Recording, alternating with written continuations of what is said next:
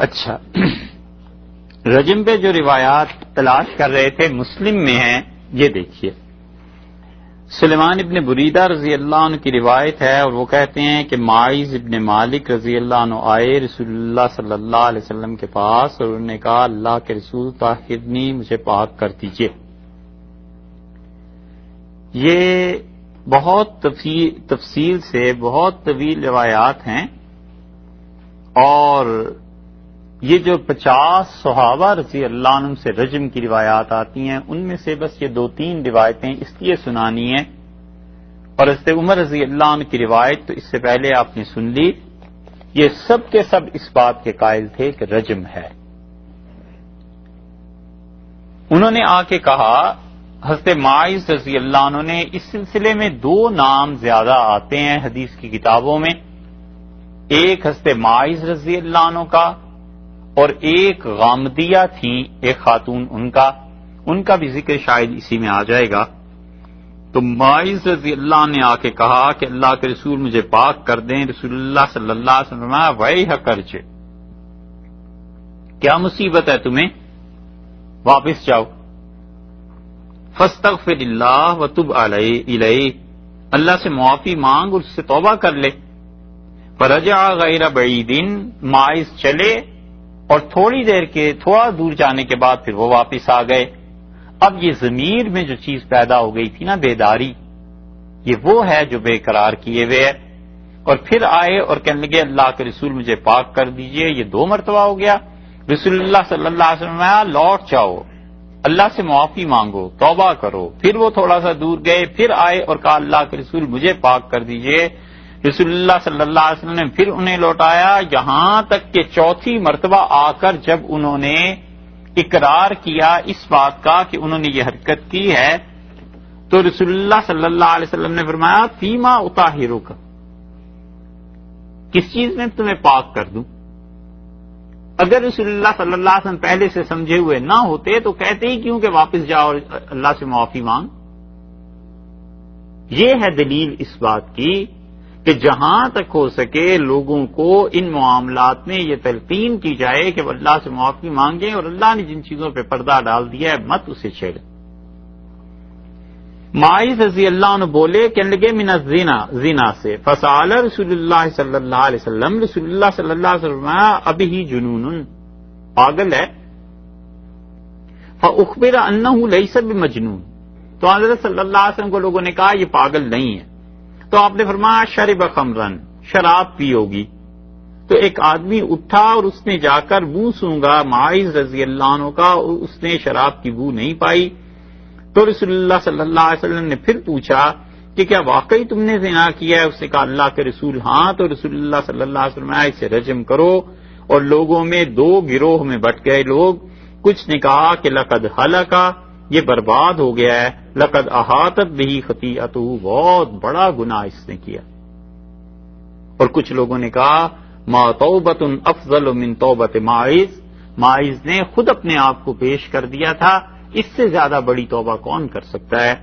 اور یہ دونوں گروہ آئے رسول اللہ صلی اللہ علیہ وسلم کے پاس، اور فوضع یدہ فی یدہ، تو رسول اللہ صلی اللہ علیہ وسلم کے ہاتھ پر معاذ رضی اللہ عنہ نے ہاتھ رکھا، یہ رجم سے پہلے، اور کہا اللہ کے رسول مجھے پتھروں سے سنسار کرا دیں۔ اور جب رجم ہو گیا تو 2 یا 3 دن کے بعد رسول اللہ صلی اللہ علیہ وسلم بیٹھے ہوئے تھے، لوگوں نے سلام پیش کیا، اور آپ نے کہا کہ معاذ کے لیے اللہ سے معافی کی درخواست کرو۔ لوگوں نے کہا غفر اللہ لمعاذ ابن مالک، اللہ معاذ ابن مالک کو معاف کرے جو گناہ اس سے ہو گیا تھا۔ تو رسول اللہ صلی اللہ علیہ وسلم فرمایا معاذ کو کیا سمجھتے ہو، لقد تاب توبۃ، اس نے ایسی توبہ کی تھی لو قسمت بین امت کے درمیان اسے تقسیم کیا جائے، کسی پوری امت نے زنا کیا ہوا ہو اتنے لوگوں نے، اور اس کی توبہ کاٹ کے خدا تقسیم کرے، لوسعتہم، تو خدا سب کو معاف کر دے، اس نے تو ایسی اچھی توبہ کی۔ ثم جاءته امرأة من غامد من الازد، ازد قبیلے کی جو ذیلی شاخ تھی غامد، اس سے ایک لڑکی آئی، اور اس نے کہا اللہ کے رسول مجھے پاک کر دیجئے. رسول اللہ صلی اللہ علیہ وسلم لوٹ جا اور اللہ سے معافی مانگ اور توبہ کر لے. اور اس نے کہا اللہ کے رسول میں آئی ہوں اس لیے کہ میں بھی اسی چیز میں پڑ گئی ہوں جو ماعز ابن مالک کا معاملہ تھا. تو رسول اللہ صلی اللہ علیہ وسلم نے کیا ہو گیا ہے تجھے؟ تو اس نے کہا میں امید سے ہو گئی ہوں زنا کی وجہ سے. تو رسول اللہ صلی اللہ علیہ وسلم نے تعجب سے پوچھا کہ انتی واقعی تم؟ اس نے کہا جی.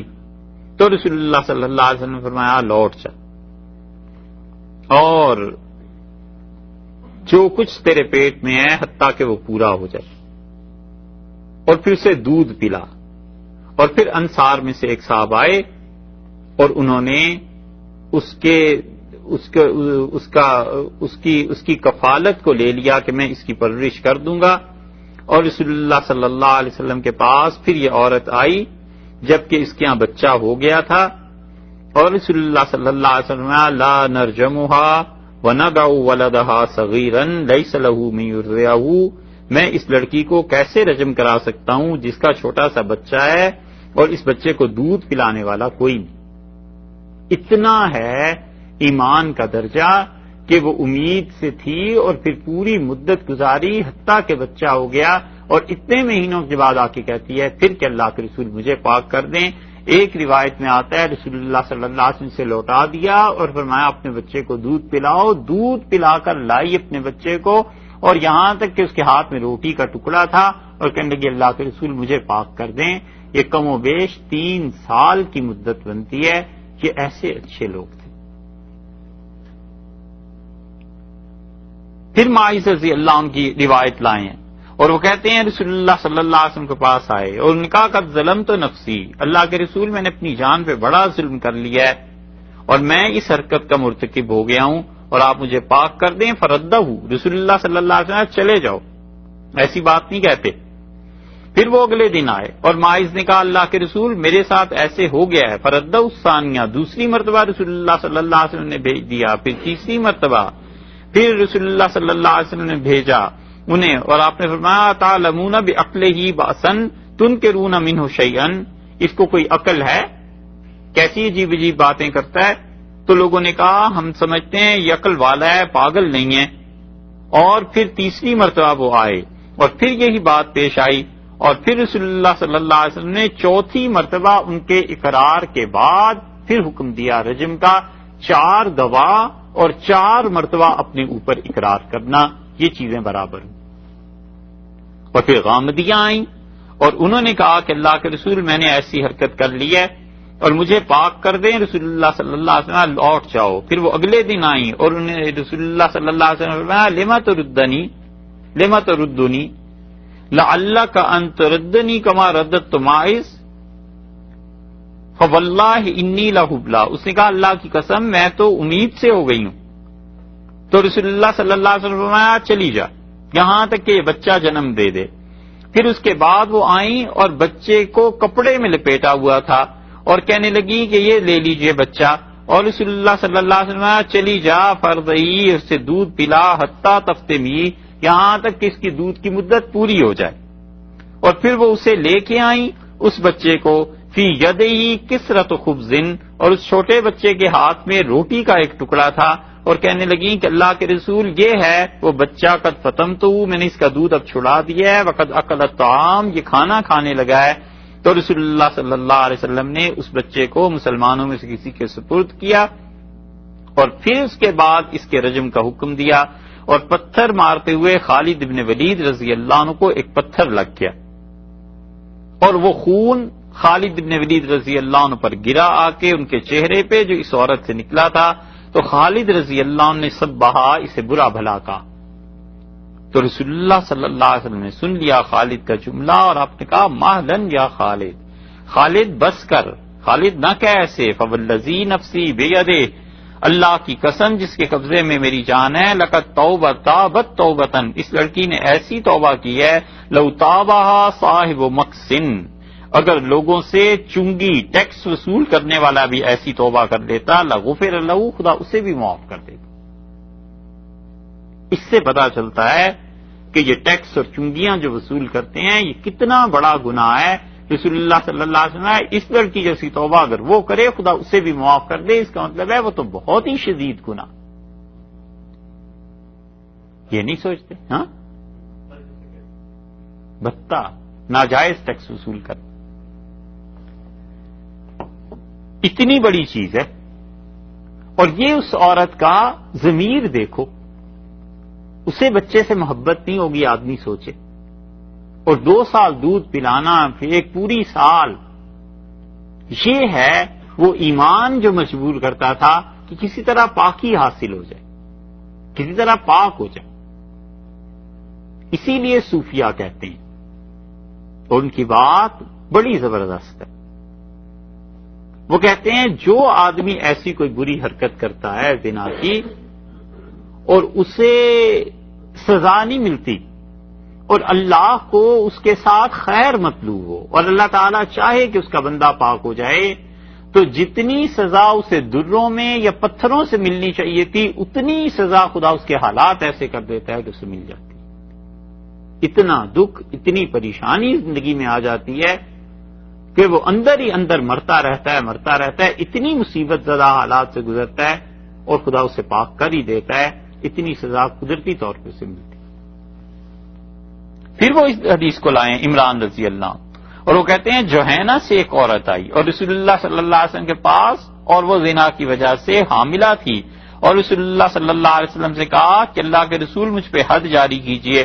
تو رسول اللہ صلی اللہ علیہ وسلم اس کے گھر والوں کو بلایا اور آپ نے فرمایا احسن الیہا، اس بچی کے ساتھ اچھی طرح رہو، اور جب یہ ہو جائے اس کے ہاں بچہ تو پھر لے آنا.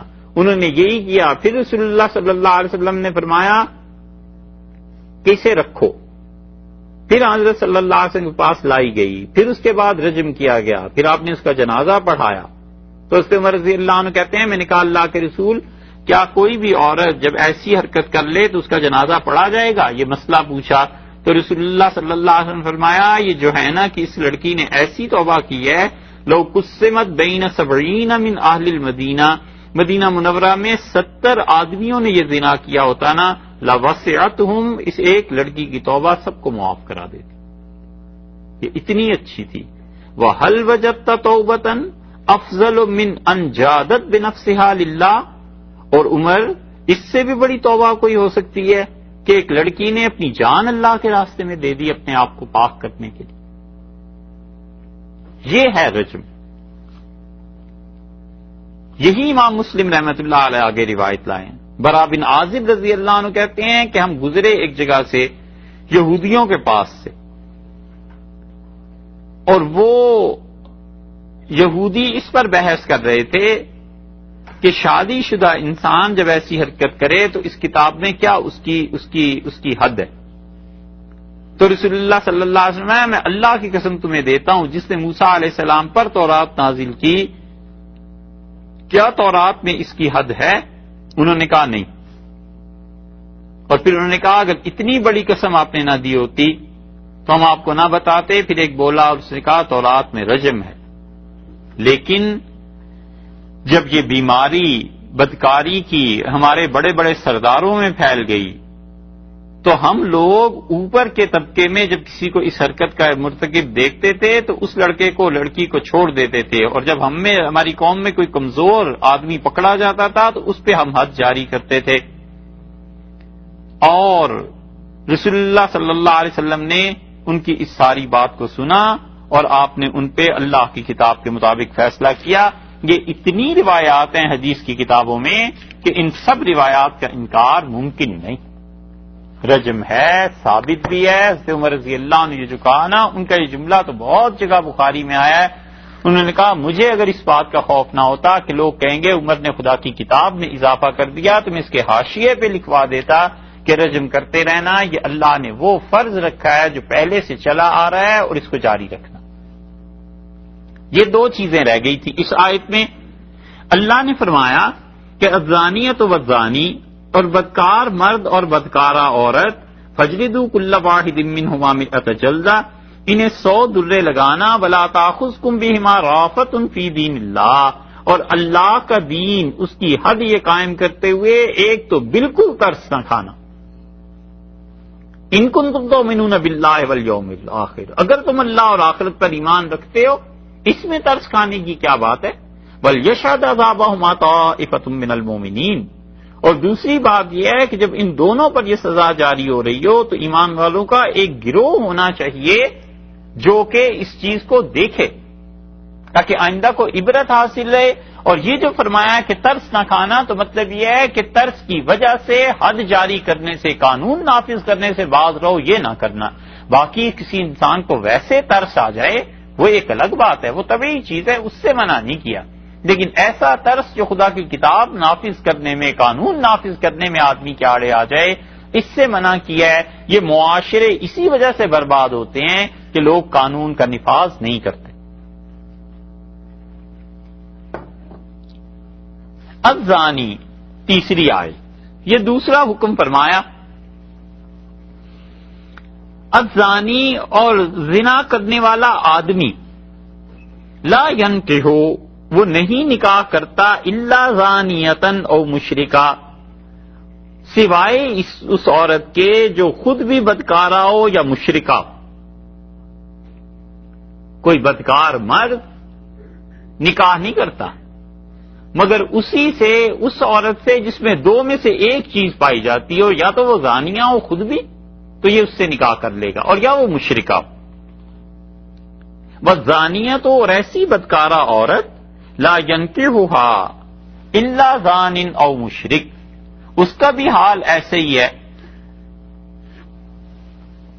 کہ فرمایا بدکار مرد نہیں نکاح کرتا مگر بدکار عورت سے یا شرک والی سے، اور بدکار عورت کو بھی کوئی اپنے نکاح میں نہیں لیتا، الا زان او مشرک، مگر وہی جو خود بدکار ہو یا شرک کرنے والا ہو۔ وَحُرِّمَ ذَلِكَ عَلَى الْمُؤْمِنِينَ، اور اللہ نے حرام کر دیا ہے یہ ایمان والوں پر۔ یہ آیت ہے مشکل، اس لیے کہ اللہ نے فرمایا ہے بدکار مرد بدکار عورت سے شادی کرتا ہے، حالانکہ امر واقعہ میں ایسے نہیں ہے۔ لوگ جتنے بھی بدکار ہوا کریں، شادی نکاح کرنے کے لیے وہ ڈھونڈتے ہیں اس عورت کو جو پاک ہو، اور پھر اللہ نے کہہ دیا کہ ایمان والوں پر یہ حرام ہے۔ اسی وجہ سے امام احمد ابن حنبل رحمۃ اللہ علیہ تو کہتے ہیں کہ اگر آدمی بدکار ہے تو اس کا کسی پاک عورت سے نکاح منعقد ہی نہیں ہوتا سرے سے۔ کہ خیر بنانی چاہیے ان حنبلیوں کو جن کی دنیا میں حکومتیں قائم ہیں اور وہ اپنے کردار کے اعتبار سے بدکار لوگوں میں شامل ہوتے ہیں، اور وہ پاک لڑکیوں سے جا کے شادیاں کرتے ہیں، ان کی فقہ کے مطابق وہ نکاح ہی سرے سے منعقد نہیں ہوتا۔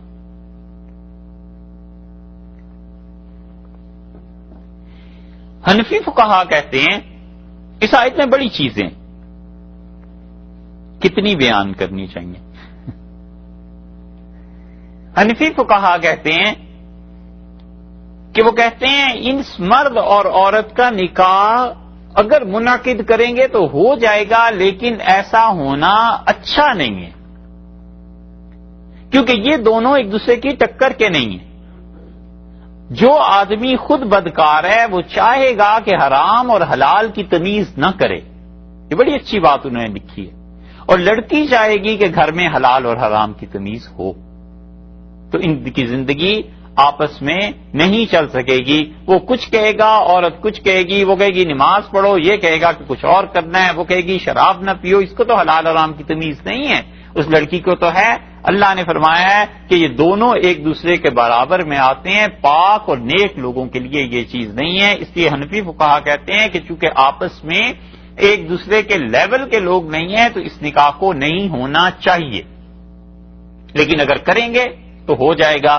اور وہ اس کی مثال ایسے دیتے ہیں کہ یوں سمجھ لیں محاورے میں جیسے کہتے ہیں بادشاہ جھوٹ نہیں بولتے، محاورہ تھا پرانے زمانے میں، اب کہنا چاہیے بادشاہ سچ نہیں بولتے، تو کچھ بھی کہہ لو، مطلب یہ کہ بادشاہ کے شایع نشان نہیں ہے کہ جھوٹ بولے، لیکن اگر وہ بولتا ہے تو بول تو سکتا ہی ہے، لیکن اس کے شایع نشان نہیں ہے۔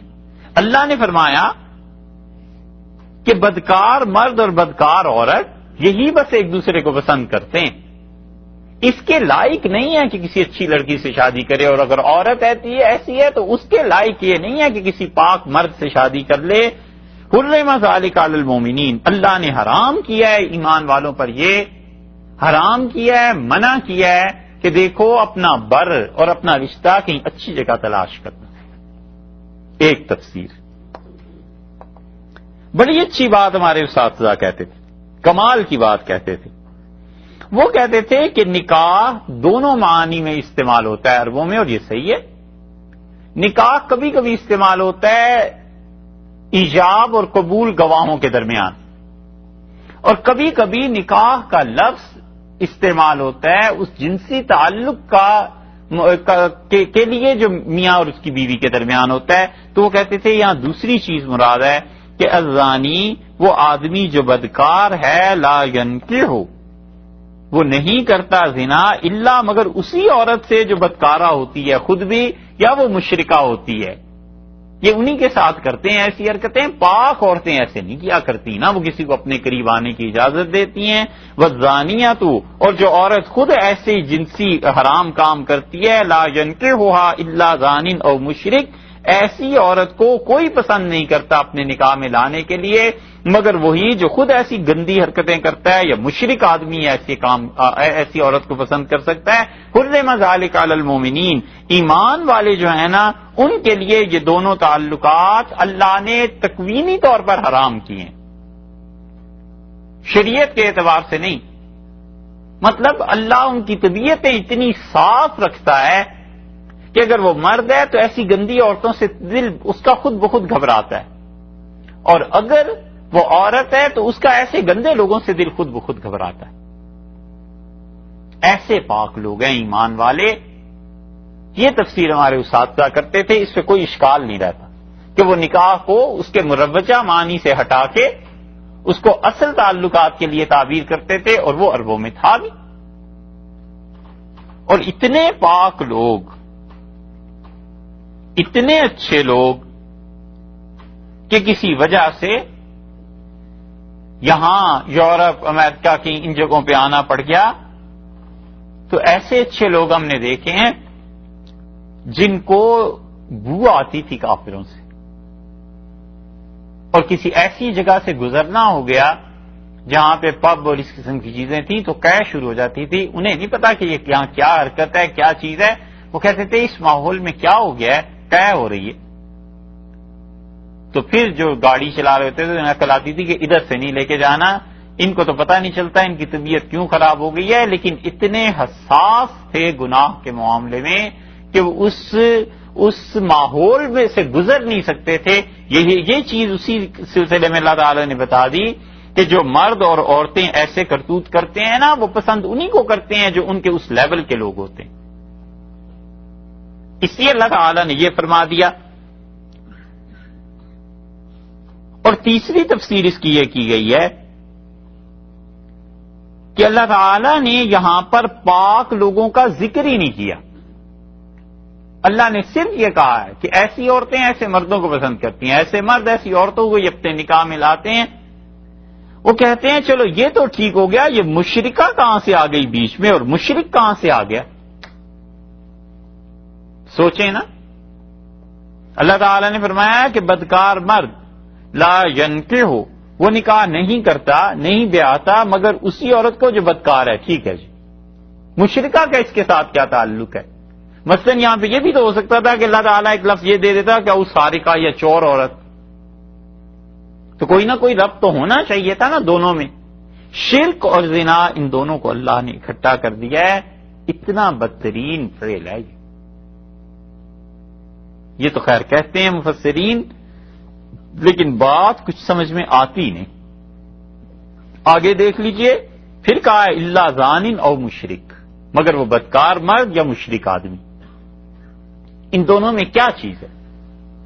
بڑی اچھی تعبیر اس کی اساتذہ ہمارے رحمہم اللہ کہتے تھے، اور بڑے نیک لوگ تھے، بڑے نیک لوگ تھے۔ ہمارے میں آپ نے فرق یہ ہے کہ ہم نے آدمی دیکھے ہیں اور آپ نے آدمی نہیں دیکھے۔ ہم نے آدمی دیکھے ہیں تو ہمیں آدمیوں کی پہچان ہے نا، الحمدللہ اب کوئی گدھے کے متعلق کہے کہ یہ آدمی ہے، تو ہم نے تو آدمی دیکھے، ہم کہیں گے نہیں یار یہ گدھا ہے، آدمی اور ہوتے ہیں. آپ نے آدمی نہیں دیکھے، تو جب آپ نے آدمی نہیں دیکھے تو آپ گدھوں کو بھی آدمی سمجھتے ہیں. آدمی اور آدمی میں بڑا فرق ہوتا ہے.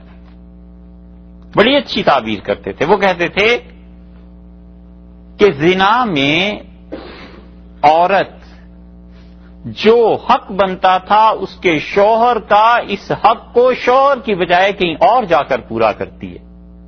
اور شرک میں جو اللہ کا حق بنتا تھا کہ اس سے مانگا جائے، اس کی عبادت کی جائے، مشرک مرد اور عورت خدا کا حق جا کر کہیں اور پورا کرتے ہیں، کسی اور کے سامنے ہاتھ پھیلاتے ہیں.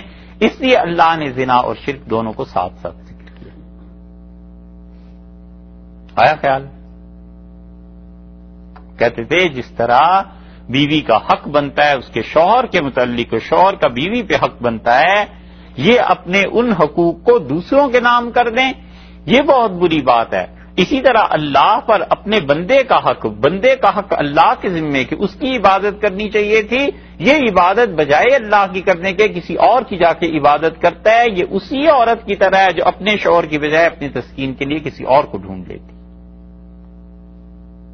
کہتے تھے اس لیے اللہ نے زنا اور شرک کو برابر قرار دیا ہے کہ اپنے حقوق جہاں پر پورے کرنے چاہیے تھے وہاں کی بجائے کہیں اور جانا.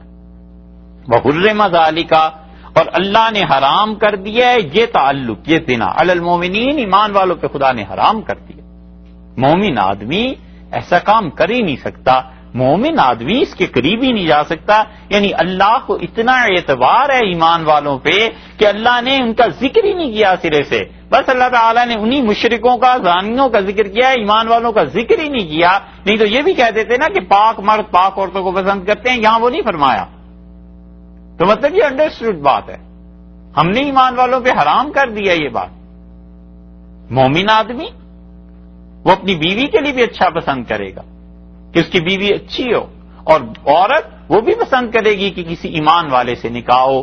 یہ پاک لوگ ہیں، نیک لوگ ہیں. اور اللہ نے اس قسم کی چیزیں، ذالکہ کا جو لفظ ہے اس سے اشارہ ہو گیا زنا کی طرف کہ یہ چیز اللہ نے حرام کر دی ایمان والوں پہ.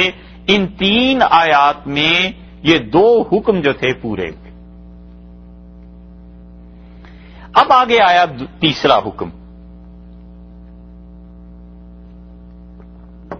اللہ تعالیٰ نے فرمایا والذین، اور وہ لوگ یرمون المحسنات، جو رمی کرتے ہیں، پھینکتے ہیں، مارتے ہیں. رمی تو اصل میں نا کنکر کا پھینکنا، رمی جمرات. یہاں محاورہ ہے کہ والذین یرمون المحسنات، جو لوگ عیب لگاتے ہیں محسنات قید والیوں کو، جو قید میں ہیں ان پر الزام لگاتے ہیں. قید میں ہیں پاکیزگی کی، قید میں ہیں نکاح کی. اسی لیے اللہ تعالی نے ان عورتوں کی تعریف میں فرمایا ہے ایک جگہ کہ غافلات المومنات، بھولی بھالی بیچاری عورتیں جن پر لوگ تہمت لگاتے ہیں. والذین یرمون المحصنات، اور جو لوگ تہمت لگاتے ہیں ان عورتوں پر جو کسی کے نکاح کی قید میں ہیں یا پاکیزہ ہیں، یا یہ کہ وہ بہت نیک خواتین ہیں جو ان پر تہمت لگاتے ہیں. ثم اس کے بعد لم یاتو، وہ نہیں لے کے آتے باربعۃ شہداء، 4 گواہوں کو اس فعل پر. 4 گواہ انہیں نہیں ملتے. پاک دامن عورتیں ان پر جو تہمت لگاتے ہیں اور 4 گواہ نہیں لاتے، فجلدوہم، تو ان تہمت لگانے والوں کو مارو. 80 جلدتن، 80 درے انہیں لگاؤ. ولا تقبلوا، اور ہرگز قبول نہ کرنا، لہم، ان کے لیے، شہادتن، ان کی گواہی کو، ابداً، کبھی بھی قبول نہ کرنا. اتنے نالائق ہیں. وَأُولَئِكَ، اور ایسے لوگ هم الفاسقون، یہ پکے گناہ گار ہیں. یہ ہے تیسرا حکم. اور اللہ نے اس میں ان لوگوں کو بتا دیا جو لوگ کسی پر تہمت لگاتے ہیں مردیں جو عورتوں پر تہمت لگاتی ہیں اور عورتیں جو مردوں پر تہمت لگاتے ہیں، سب اس میں شامل ہیں، دونوں میں کوئی فرق نہیں۔ اللہ نے ذکر اس لیے صرف عورتوں کا یہاں پر ارشاد فرما دیا ہے کہ عام طور پہ تہمت عورت کو ہی لگا کرتی ہے، تو اس لیے ذکر فرمایا وگرنہ اگر کوئی خاتون کسی مرد پہ تہمت لگا دے، مرد پہ تہمت لگا دے، عورت پہ تہمت لگا دے، سب کا ایک ہی حکم ہے، اور وہ یہ ہے کہ یہ لے کے آئیں 4 گواہ۔ اس لیے جرمون کا لفظ یہاں پہ تہمت کے معنی میں، تو جو تہمت لگانی ہے تو تہمتیں تو 100 طرح کی لگ سکتی ہیں، چوری کی بھی لگ سکتی ہے، مثلا شراب نوشی کی بھی لگ سکتی ہے، لیکن چونکہ آگے اور پیچھے آیات بدکاری کے متعلق چل رہی ہیں، اس لیے امت نے ساری نے یہی سمجھا ہے کہ یہاں پر خاص طور پہ مراد زنا کی تہمت لگانا ہے، چاہے وہ عورت مرد پہ لگائے، مرد عورت پہ لگائے، ایک مرد دوسرے مرد پہ لگائے، ایک عورت دوسری عورت پہ لگائے، کوئی بھی کسی کے متعلق زبان کھولتا ہے اور اس کے کردار کے متعلق کہتا ہے کچھ، اللہ نے کہا یا تو 4 گواہ لاؤ، نہیں تو انہیں 80 درے پڑھیں، ان کی شہادت کبھی نہ قبول کرنا، اور پکے گناہ گار ہیں۔ یہ تہمتیں لگانا کوئی اتنا آسان نہیں ہے، جملہ ایک ہی اس نے کہنا ہے، اور اس ایک جملے کی وجہ سے دیکھو وہ ایمان والوں کی، نیک لوگوں کی فہرست سے نکل کے فاسقوں کی فہرست میں چلا گیا، اور اسے کہتے ہیں اصطلاح میں قذف۔ قذف بالحجارہ کا مطلب ہے پتھر پھینکنا، اور قذف المحصنہ پاک عورت پر تہمت لگانا، اور قذف کا مطلب گالی سے بھی آتا ہے کہ کوئی آدمی کسی کو گالی دے دے، اس لیے قذف تہمت لگانے کے معنی میں آتا ہے۔ اور تہمت لگانے کا مطلب یہ ہے، ابن نجیم رحمت اللہ علیہ نے البحر الرائق میں لکھا ہے، بڑی عمدہ کتاب ہے، بہت عمدہ کتاب۔ وہ کہتے ہیں قذف کا شرعی مطلب یہ ہے کہ کسی پاک دامن مرد یا عورت پر زنا کی تہمت لگانا، اور ابن حمام رحمت اللہ علیہ کہتے ہیں کہ حد کا تعلق اس کے ساتھ ہے، کیونکہ قرآن مجید میں اللہ تعالی نے فرما دیا نا کہ جو لوگ محصنات پاک دامن عورتوں کو تہمت لگائیں اور پھر 4 گواہ نہیں لا سکے تو ان کو 80 درے مارو، تو اس آیت میں رمی سے مراد تہمت لگانا یعنی زنا کی تہمت لگانا، حتیٰ کہ اگر کسی شخص کو دیگر گناہوں کی تہمت لگائی گئی کہ یہ شراب پیتا ہے، یہ چوری کرتا ہے، اس نے قتل کیا ہے، تو پھر اس تہمت پہ قاضی تعزیر لگا سکتا ہے، حد جاری نہیں ہوگی، حد بس اسی معاملے میں جاری ہو گئی، کیونکہ اس کے ثبوت کے لیے اللہ نے فرمایا 4 گواہ لے آؤ، یہ ہے۔ اب 4 گواہ لائے، پھر جا کر کہیں شرعی حد جاری ہو 100 درے لگانے کی، اور 4 گواہ لا نہیں سکتا تو پھر کیا ہوگا؟ خود 80 درے کھائے گا۔ ایک آدمی کہتا ہے اس آدمی نے بدکاری کی، اس عورت نے کی، ٹھیک ہے، قاضی کہتا ہے 4 گواہ لاؤ، 4 گواہ تو ہیں نہیں، وہ پلٹ کے کہتا ہے یا کہتی ہے کہ اس سے مجھ پہ تہمت لگائی ہے، اس کی گواہ نہیں لائے۔ اب جب گواہ نہیں آئے تو قاضی اسے 80 درے لگائے گا۔ اللہ نے اتنا ایمان والوں کی عزت کو محفوظ رکھا ہے کہ کوئی بھی کسی پر تہمت نہیں لگا سکتا، اور بات صرف اتنی نہیں ہے کہ عورت کو زنا کی تہمت لگانے سے یہ قذف کی حد 80 درے جاری ہوگی، بلکہ مسلمان پاک دامن عورت مرد جو کوئی بھی جس پر بھی تہمت لگائے گا اس کے ثبوت کے لیے 4 گواہ لانے ہوں گے، نہیں لائے گا تو پھر یہی حال ہوگا کہ 80 درے لگائے گا۔ اسی لیے اس قذف کا حکم اسی سورت کی 23ویں آیت میں پھر اللہ نے دہرایا ہے، وہاں پہنچیں گے تو بات کریں گے۔ اور رسول اللہ صلی اللہ علیہ وسلم نے اس تہمت لگانے کو بڑے سخت الفاظ میں یاد کیا ہے، اور رسول اللہ صلی اللہ علیہ وسلم 7 ہلاک کر دینے والے گناہ ہیں، ان سے بچنا، اور آپ سے عرض کیا گیا کہ اللہ کے رسول 7 ہلاک کرنے والے گناہ کون سے ہیں؟ آپ نے فرمایا اللہ کے ساتھ شرک کرنا پہلا گناہ، دوسرے آپ نے فرمایا قتل کرنا، تیسرے فرمایا سود کھانا، چوتھے فرمایا یتیم کا مال کھانا،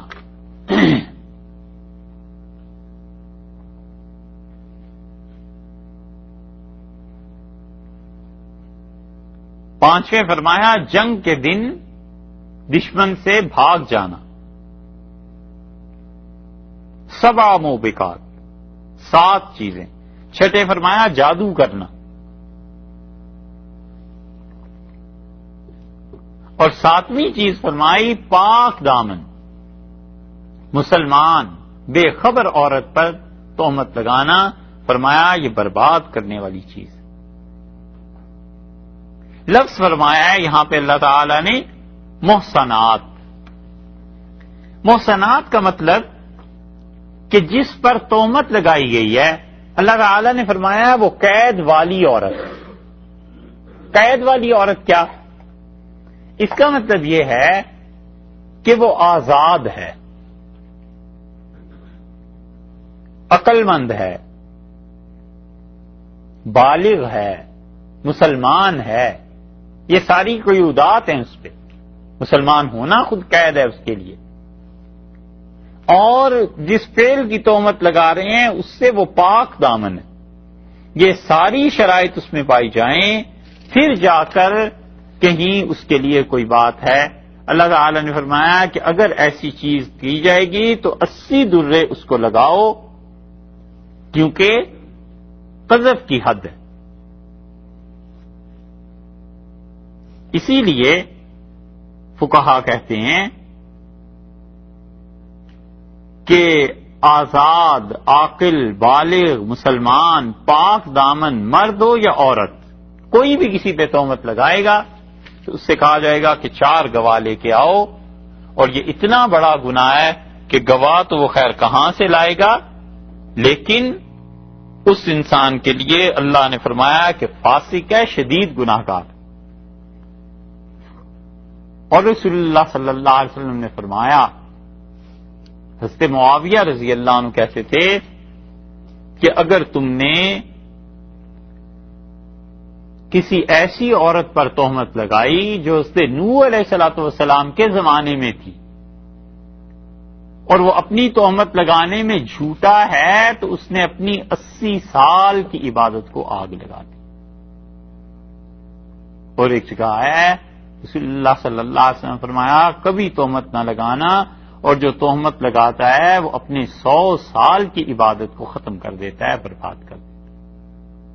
کبھی اس چکر میں نہ پڑے، کبھی کسی کے کردار کے متعلق بات نہ کرے جب تک اپنی آنکھوں سے نہ دیکھ لے، اور آنکھوں سے دیکھنے کے بعد بھی جب شہادت کی ضرورت پیش آئے تب جا کر کہے، بغیر شہادت کی ضرورت کے، بغیر کسی وجہ کے لوگوں کو اس گناہ میں ملوث کرنا اور لوگوں کے متعلق سوچنا کہ اس نے یہ گناہ کیا، اس نے یہ گناہ کیا، یہ گناہ کیا، یہ ساری ایسی حرکتیں ہیں جو انسان کو تباہ کر دینے والی۔ صحیح بخاری میں آتا ہے، حضرت مغیرہ بن شعبہ رضی اللہ عنہ کی بات کی تھی نا ابھی ام جمیل کے ساتھ، تو حضرت ابو بکرہ اور شبل اور نافع رحمت اللہ رضی اللہ عنہم انہوں نے گواہی دی، اور شبل اور نافع نے کہہ دیا اپنی گواہی سے پھر گئے، اور حضرت ابو بکر رضی اللہ عنہ جو تھے اپنی شہادت پہ قائم رہے۔ انہوں نے کہا نہیں، مغیرہ نے ایسی حرکت کی ہے۔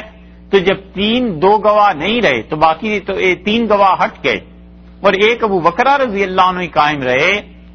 تو اب جب انہوں نے کہا مغیرہ رضی اللہ عنہ نے زنا کیا ہے تو 4 گواہ ہونے چاہیے تھے، 4 میں سے 3 ہٹ گئے، ایک رہ گیا، حضرت عمر رضی اللہ عنہ نے 80 درے ان پہ لگائے تھے۔ یہ قذف کی حد تھی جو حضرت عمر رضی اللہ عنہ نے جاری کی تھی، اور حضرت عمر رضی اللہ عنہ نے اس شکایت پہ حضرت مغیرہ رضی اللہ عنہ کو معزول کر دیا تھا۔ اس سے ایک بات اشکال پیدا ہوتا ہے، وہ یہ ہے کہ اب ایک آدمی کیا گواہی بھی نہ دے؟ مطلب اس نے اس کام کو دیکھا ہے، یا آثار اور قرائن سے پتہ چل گیا کہ اس آدمی کا کردار ایسا ہے، اور وہ کہتا ہے 3 گواہ تو ہیں نہیں، اگر جا کے میں حکومت کو بتاؤں تو خود 80 درے پڑیں گے، اور نہیں بتاتا تو اس آدمی کا تو کردار یہ ہے۔ اس لیے فقہا نے لکھا ہے کہ صراحتاً تہمت نہ لگائے.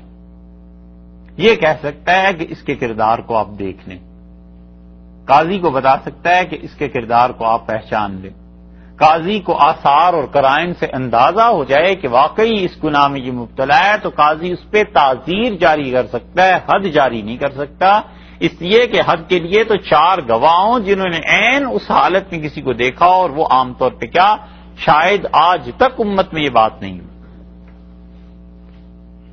یہ ہے چیز. تو وہ لوگوں کے سامنے بات رکھے گا اور اشارے کنائے میں صراحتاً نہیں کہے گا، اور جب تک اتنے بڑے لیول کی چیزیں نہ پیش آئیں سرے سے اس چیز میں دخل ہی نہیں دینا چاہیے.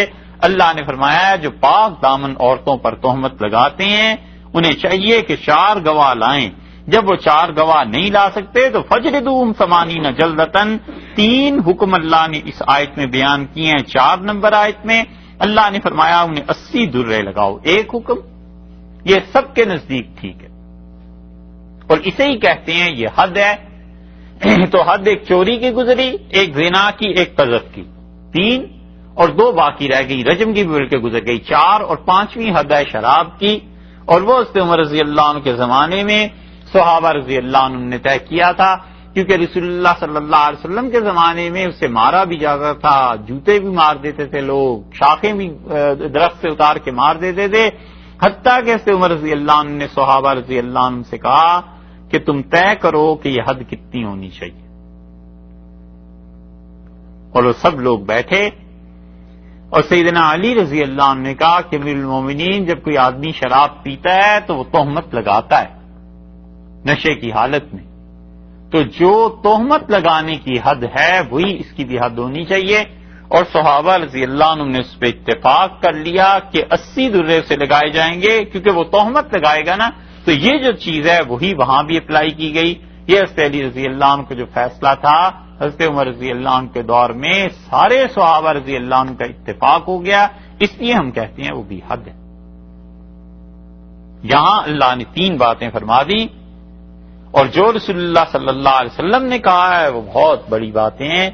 اس لیے بھائی کبھی کسی کے کردار پہ بات کرے ہی نہ، آدمی اس کام میں پڑے ہی نہ، اس چکر میں نہ پڑے. اور یہ جو عورتیں کرتی ہیں نا خاص طور پہ، انہیں پتہ نہیں ہوتا وہ اپنی کتنی عبادتیں ضائع کر رہی ہوتی ہیں. کسی لڑکی کو دیکھ لیا 2-4 مرتبہ گلی میں، بس پھر ان عورتوں میں محلوں میں باتیں شروع ہو جائیں گی، اور وہ کہیں خدا نہ خواستہ کسی لڑکے کے ساتھ اس نے سلام دعا بھی کر لی تو ان کے ہاں اس پہ تہمت بھی لگ جائے گی، پھر اس پہ قصے بھی چل پڑیں گے، اور انہیں کچھ خبر نہیں ہوتی کہ ان کے جملے ان کے اعمال کو کتنا برباد کرتے.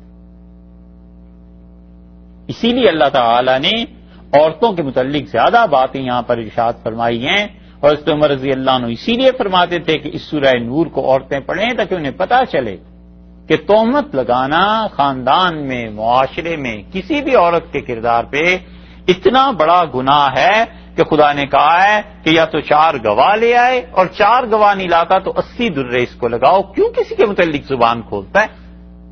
ایک سزا، وَلَا تَقْبَلُوا لَهُمْ شَهَادَةً، ابداً اس آدمی کی شہادت قبول ہی نہ کرنا. اتنا غیر محتاط ہے کہ 4 گواہ ہونے چاہیے تھے، اس کے پاس 1 گواہ بھی نہیں، محض جھوٹ بولے چلا جا رہا ہے، اور دوسروں کی زندگی آفت میں.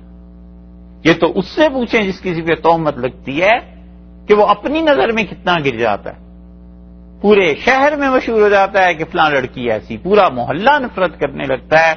اس کا نکاح، اس کی شادی، اس کی اولاد، آگے اس کا کردار، اس کا شوہر، سب کے لیے مصیبت. اور وہ ہر وقت ڈرتی ہے کہ مجھ پہ ایک تہمت لگی تھی، کہیں اس کو پتا چل گیا تو کیا ہوگا، کہیں میرے خاندان میں یہ بات پھیل گئی تو کیا ہوگا. اللہ نے کہا ہے کہ اس ظالم کی شہادت قبول ہی نہ کرنا. اس نے کیوں کسی کی کردار اور عزت پہ حرف لایا ہے؟ وَأُولَٰئِكَ هُمُ الْفَاسِقُونَ. تیسری سزا اللہ نے یہ دی، اللہ نے فرمایا یہ پکا گناہ گار ہے، فاسق ہے، بے حکم آدمی، کسی کا حکم نہیں مانتا. ہم نے منع کیا ہے اور ہماری بات کو یہ جھٹلاتا ہے، نہیں مانتا. إِلَّا الَّذِينَ تَابُوا، ہاں مگر جو لوگ توبہ کر لیں، من بعد ذالک، اس الزام کو لگانے کے بعد، وَأَصْلَحُوا، اور اپنی حالت کو درست کر لیں. فإن اللہ غفور الرحیم، اللہ بخشنے والا ہے اور مہربان ہے۔ تو یہ حکم جو تھا مردوں عورتوں سب کے لیے تھا نا۔ عورتیں مردوں پر تہمت لگائیں کہ یہ آدمی ایسا ہے، میرا بھائی ایسا ہے، وہ بھی اتنی بڑی گناہگار ہے، اسے بھی چاہیے کہ 4 گواہ لائے۔ بیٹی کہتی ہے باپ ایسا ہے، مردوں پر تہمت لگاتے ہو، اس کی بھی زندگی خراب ہوتی ہے، اس کا بھی کردار مشکوک ہوتا ہے، اسے پتہ بھی نہیں ہے، اور وہ اگر رات کو دیر سے گھر آ گیا تو سب سے پہلا دماغ میں خیال یہی آتا ہے کہ کہیں منہ کالا کر آیا ہوگا۔ یہ اللہ نے مسلمان معاشرے کو بچایا ہے کہ خبردار ایسی حرکت کرو۔ اور سوائے ان لوگوں کے جو توبہ کر لیں تو توبہ کر لیں، اس کے بعد وہ اصلح اور اپنی حالت درست کر لیں تو اب انہیں معافی ہو جائے گی۔ معافی کس چیز سے ہو جائے گی؟ 3 سزائیں تھیں نا پہلے، تینوں میں سے کس چیز سے معافی ہو گئی؟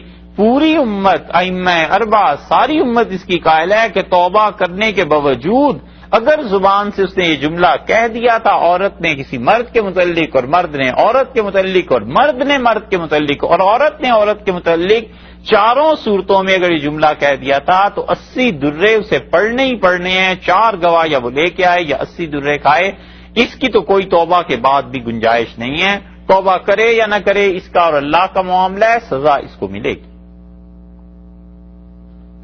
تو معلوم ہوا کہ ثم لم یاتوا باربعۃ شہداء فاجلدوہم 80 جلدۃ، اس کو 80 درے مارنا، یہ سزا تو توبہ کا کوئی تعلق نہ ہوا۔ ولا تقبلوا لهم شہادۃ ابدا، اس کی شہادت بھی قبول نہ کرنا، تو اب شہادت اس کی گواہی قبول نہیں کرنی، حالانکہ اس نے توبہ کر لی ہے۔ تو پھر امام شافعی رحمۃ اللہ علیہ کہتے ہیں اگر توبہ کر لی ہے تو اس کی شہادت قبول کی جائے گی، ہو گئی غلطی اس سے، اللہ نے اسے معاف کر دیا۔ لیکن حنفی فقہا کہتے ہیں کہ اس کی شہادت لوگوں کے معاملات کے بارے میں، عام لوگوں کے بارے میں قطعاً قبول نہیں کی جائے گی۔ توبہ کا کرنا اسے کوئی فائدہ نہیں دیتا، نہ اس سے سزا دور ہو سکی 80 دروں والی، اور نہ ہی اس کی شہادت کو قبول کیا جائے گا۔ کوئی ایسی شہادت دے جس کا تعلق عام سوسائٹی سے ہے، جیسے کہتا ہے رمضان کے چاند نظر آ گیا شہادت دیتا ہوں، عید کے چاند، چلو اس میں مان لیں گے، لیکن جو پرسنل لیول ہے لوگوں کا اور جو لوگوں کی عزتوں کے مسئلے ہیں، اس میں اس آدمی کی شہادت قابل قبول نہیں، مرتے دم تک اس کو کوئی اپنا گواہ نہیں بنا سکتا۔ اسلامی عدالت میں لوگوں کو اس دنیا میں بیٹھ کے خواب اور کشف میں اس کے جنت میں لگے ہوئے خیمے بھی نظر آنے لگے نا، تو بھی یہ شخص اب اس قابل نہیں رہا کیا کہ گواہی دے۔ آپ اندازہ کریں کتنا سنگین جرم ہے کہ توبہ کر لی ہے اس نے، اپنی حالت ٹھیک کر لی۔ اللہ نے فرمایا الا الذین تابوا، ہاں مگر وہ لوگ جو توبہ کر لیں، من بعد ذالک، اس گناہ کے بعد، وہ اصلحوا، انہوں نے اپنی حالت ٹھیک کر لی ہے، تو بھی وہ گواہی کے قابل نہیں، پھر توبہ کا فائدہ کیا ہے؟ حنفی فقہا کہتے ہیں کہ جو تیسرا حکم ہے نا وہ اولئک هم الفاسقون، یہ فاسق ہے، سخت گناہگار ہے، بس اسے یہ کریڈٹ ملے گا کہ توبہ کی وجہ سے اسے لوگ فاسق نہیں کہیں گے، کہیں گے جی نیک ہے، اچھا ہے اور بہت پاک ہو گیا ہے، مگر اس کی شہادت قبول نہیں کی جائے گی اور 80 درے سے لگیں گے یا پھر 4 گواہ لے آئے۔ یہ اتنا نازک معاملہ ہے۔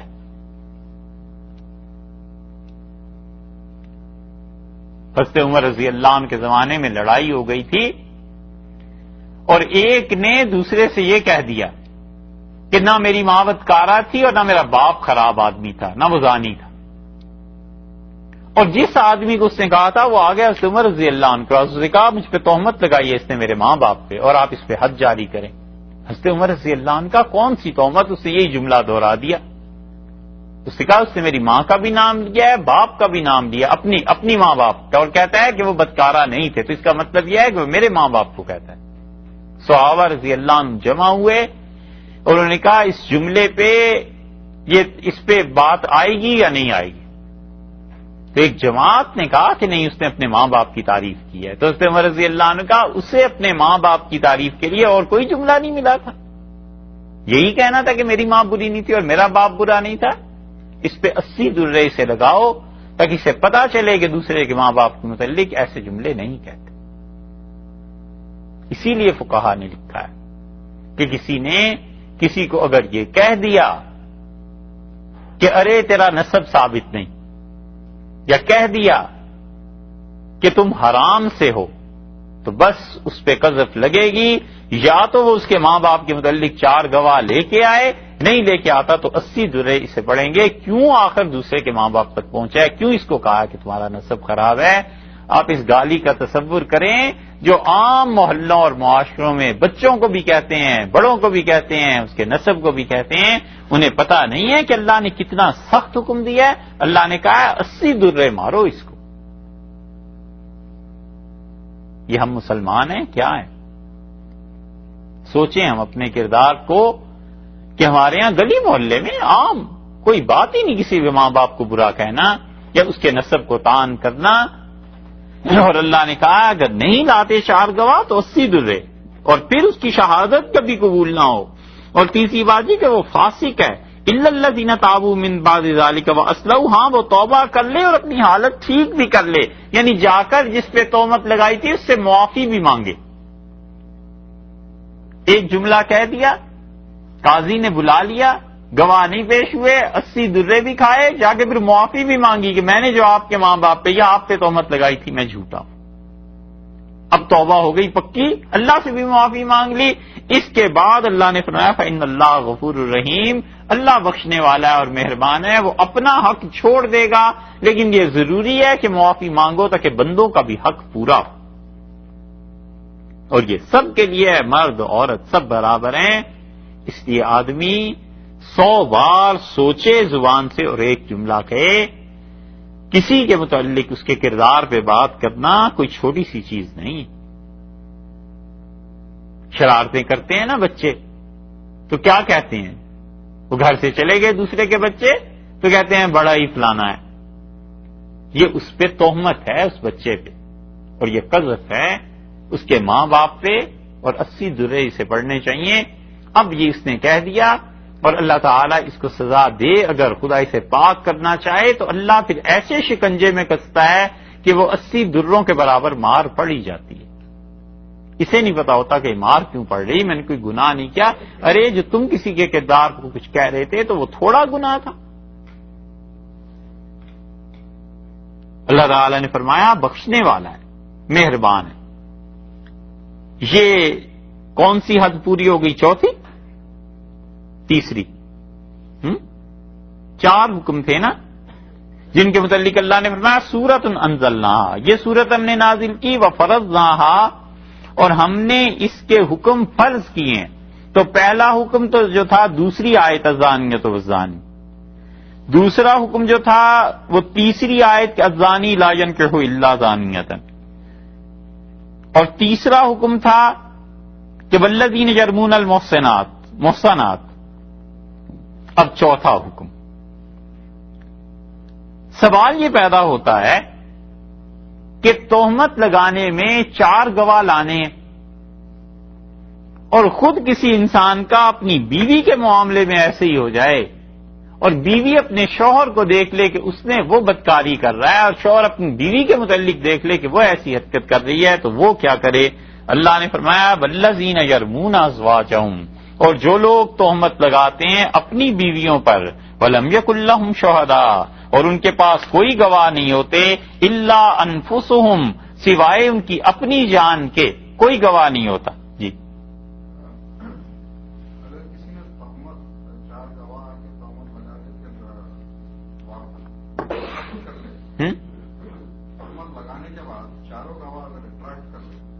واپس پھر جائیں کہ ہم نے جھوٹ بولا ہے،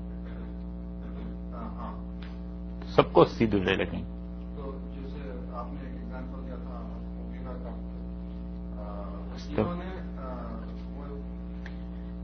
انہوں نے گواہی نہیں دی تھی، حضرت ابوبکر رضی اللہ عنہ نے گواہی دی تھی، اس پہ قائم رہے تھے، پھر حضرت عمر رضی اللہ عنہ نے درے لگائے تھے. والذین یرمون ازواجہم، اور جو تہمت لگائیں اپنی بیویوں پر، ولم یکن لہم شہداء، اور ان کے پاس کوئی گواہ نہ ہو، الا انفسہم، سوائے ان کی اپنی جان کے، فشہادت احدہم، تو ان میں سے ایک آدمی یعنی خاوند شوہر اس کا قسم کھائے گا، اس قسم کو کہتے ہیں نا بیان حلفی، یعنی حلفن بیان کرے گا. کیا کہے گا؟ اربع شہادات باللہ، وہ اللہ کے نام کی قسمیں کھائے گا 4 مرتبہ، اور کہتا ہے کہ انہو بلا شک و شبہ وہ لمن الصادقین، یقیناً سچ کہتا ہے. والخامسۃ، اور 5ویں مرتبہ قسم کھائے اور یہ کہے کہ ان لعنت اللہ علیہ، خدا کی لعنت پڑے اس پر، ان کان من الکاذبین، اگر وہ اپنی بیوی کے معاملے میں جھوٹا ہے. اعوذ باللہ. وَيَدْرَأُ عَنْهَا الْعَذَابَ، اور بیوی اپنے سے ٹالے گی اس حد کو، زنا کی حد کو، ان تشہد 4 شہادات باللہ، اور اس کے بعد وہ کیا کرے گی؟ وہ قسمیں کھائے گی 4 مرتبہ اللہ کے نام کی، انہو لمن الکاذبین، کہ میرا شوہر جھوٹا ہے. والخامسۃ، اور 5ویں مرتبہ کہے گی کہ ان غضب اللہ علیہا، خدا کا غضب مجھ پر نازل ہو، ان کان من الصادقین، اگر یہ میرا شوہر سچا. کتنے سخت جملے ہیں.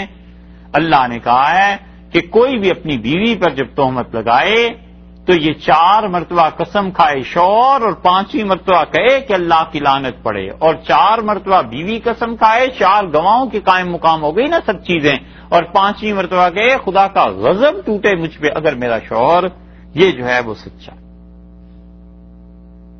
اگر وہ مان جائے تو پھر تو صاف ظاہر ہے کہ شوہر نے جو الزام لگایا ہے وہ مانتی ہے کہ ٹھیک اس نے کہا، اور میں نے ایسی بدکاری کا کام کیا ہے تو اس پہ حد جاری ہو جائے گی، کیونکہ اس نے اپنی جان کے لیے خود اعتراف کر لیا نا، اب تو گواہوں کی ضرورت نہیں رہی.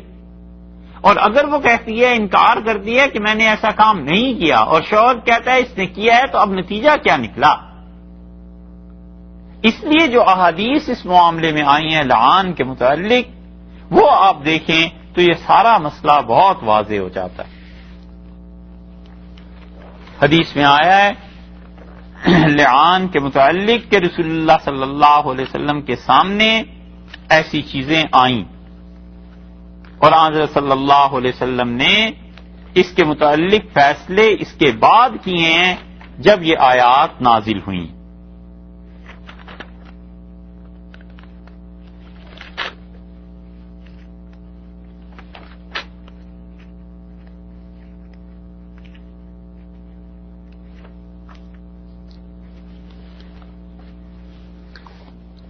حدیث بخاری میں آئی ہے، اور حضرت سہل ابن سعد کہتے ہیں، وہ کہتے ہیں کہ اویمر اجلانی آئے حضرت عاصم ابن عدی رضی اللہ عنہما کے پاس. یہ سارے صحابہ رضی اللہ عنہ ہیں. سہل ابن سعد رضی اللہ عنہ بھی صحابی ہیں، اویمر بھی صحابی ہیں، عاصم بن عدی رضی اللہ عنہم یہ سارے انصار صحابہ رضی اللہ عنہ سے ہیں. فقال له یا عاصم، انہوں نے کہا اویمر نے کہ عاصم، ارأیت رجلا، کوئی آدمی ہو، وجد مع امرأته رجلا، اور شوہر دیکھتا ہے کہ اس کی بیوی کے ساتھ کوئی اور مرد ہے، ایقتلہ، کیا اسے قتل نہ کر ڈالے، یا پھر وہ کیا کرے، کیا ہونا چاہیے؟ صلی یا عاصم عن ذلک رسول اللہ، اور عاصم میں تو نہیں پوچھتا رسول اللہ صلی اللہ علیہ وسلم سے، تم جاؤ میرے بھائی اور جا کر رسول اللہ صلی اللہ علیہ وسلم سے یہ دریافت کرو. فسأل عاصم رسول اللہ صلی اللہ علیہ وسلم عن ذلک، اور عاصم رضی اللہ عنہ آئے رسول اللہ صلی اللہ علیہ وسلم کے پاس یہی معاملہ پوچھنے کے لیے کہ کوئی آدمی اپنی بیوی کو دیکھتا ہے اس حالت میں تو کیا کرے. فقرہ رسول اللہ صلی اللہ علیہ وسلم، تو رسول اللہ صلی اللہ علیہ وسلم نے وہ ناپسند کرتے تھے اس قسم کے مسائل کو پوچھنے کو. وعاباها حتى كبر على عاصم ما سمع من رسول اللہ صلی اللہ علیہ وسلم، یہاں تک کہ عاصم رضی اللہ عنہ کو یہ بات گراں گزری، اور جو کچھ انہوں نے رسول اللہ صلی اللہ علیہ وسلم سے سنا تھا کہ رسول اللہ صلی اللہ علیہ وسلم نے پسند نہیں کیا اس سوال کرنے کو. یہاں تک کہ عاصم رضی اللہ عنہ گھر آئے اور اویمر آ گئے، اور اویمر نے کہا عاصم کیا جواب دیا ہے رسول اللہ صلی اللہ علیہ وسلم نے؟ تو عاصم نے کہا کہ کوئی اچھی خبر نہیں ہے. رسول اللہ صلی اللہ علیہ وسلم سے میں نے مسئلہ پوچھا تھا اور آپ نے ناگواری کا اظہار فرمایا کہ کیا ایسا مسئلہ پوچھ رہا ہے. تو اویمر نے کہا کہ اللہ کی قسم میں ضرور پوچھوں گا. اور اویمر آئے اور رسول اللہ صلی اللہ علیہ وسلم لوگوں کے درمیان تھے، بیٹھے ہوئے تھے. تو اویمر نے کہا اللہ کے رسول، ایک آدمی اپنی بیوی کے ساتھ کسی اور مرد کو پاتا ہے تو کیا وہ اسے قتل کر دے یا کیا کرے؟ تو رسول اللہ صلی اللہ علیہ وسلم نے فرمایا انزل اللہ فیک و فی صاحبتک، مجھ پر وہی اللہ نے نازل کر دی ہے جو سوال تم پوچھ رہے ہو اور جو تمہارے اس دوست نے پوچھا تھا عاصم نے. فاذهب فاتی بہا، جاؤ اور عاصم کو بھی لے آؤ، میں تمہیں مسئلہ بتاؤں.